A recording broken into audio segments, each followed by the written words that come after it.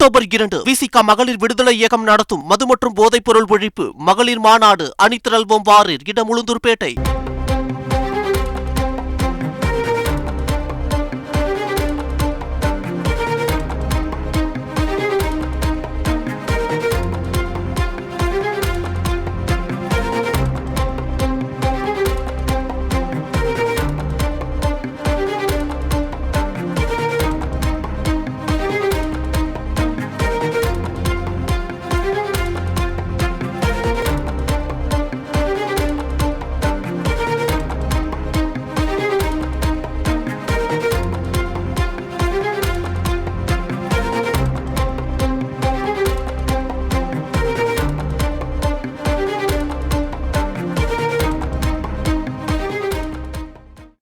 MP MLA-க்களுக்கான சிறப்பு நீதிமன்றத்தில் அமைச்சர் செந்தில் பாலாஜி இன்று ஆஜரான நிலையில் அமைச்சர் செந்தில் பாலாஜி உட்பட 47 பேருக்கு கூடுதல் குற்றப்பத்திரிகை நகல்கள் வழங்கப்பட்டிருக்கின்றன.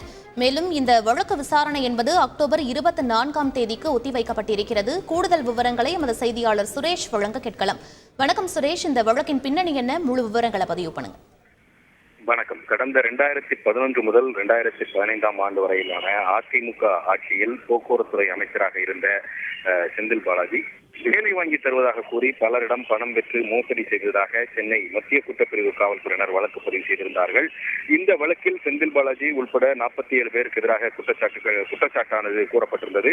பிறகு உச்சநீதிமன்ற உத்தரவின் அடிப்படையில் இந்த வழக்கில் மேல் விசாரணை நடத்தப்பட்டு கூடுதல் குற்றப்பத்திரிகையும் தாக்கல் செய்யப்பட்டிருந்தது. அந்த கூடுதல் குற்றப்பத்திரிகை 2000க்கும் மேற்பட்ட குற்றம் சாட்டப்பட்டவர்கள் சேர்க்கப்பட்டிருந்தார்கள். இந்த நிலையில் சென்னை MP MLA-க்கள் மீதான வழக்குகளை விசாரிக்கும் சிறப்பு நீதிமன்றத்தில் இந்த வழக்கு இன்றைக்கு விசாரணைக்கு வந்தது. அப்போது செந்தில் பாலாஜி உள்ளிட்ட 47 பேர் நேரில் ஆஜராகி இருந்தார்கள். அவர்களுக்கு இந்த வழக்கின் கூடுதல் குற்றப்பத்திரிகையினுடைய நகல்கள், அது கிட்டத்தட்ட 20,000 பக்கங்கள் கொண்ட அந்த நகல்கள் வழங்கப்பட்டன. இதையடுத்து ஏற்கனவே இந்த கூடுதல் குற்றப்பத்திரிகையில் குற்றம் சாட்டப்பட்டிருக்கக்கூடிய 2202 பேரை பொறுத்தவரைக்கும் அதில் 100 பேராக அழைத்து அவர்களுக்கு குற்றப்பத்திரிகை நகல்களை வழங்கி பிறகு குற்றச்சாட்டுகள் பதிவு செய்யலாம் என்று தெரிவித்த நீதிபதி இந்த வழக்கினுடைய விசாரணையை அக்டோபர் 24ஆம் தேதிக்கு தள்ளி வைத்திருக்கிறார். விவரங்களுக்கு நன்றி சுரேஷ். அக்டோபர் 2 விசிக மகளிர் விடுதலை இயக்கம் நடத்தும் மது மற்றும் போதைப் பொருள் ஒழிப்பு மகளிர் மாநாடு. அணிதிரள்வோம் வாரீர். இடம் உளுந்தூர்பேட்டை.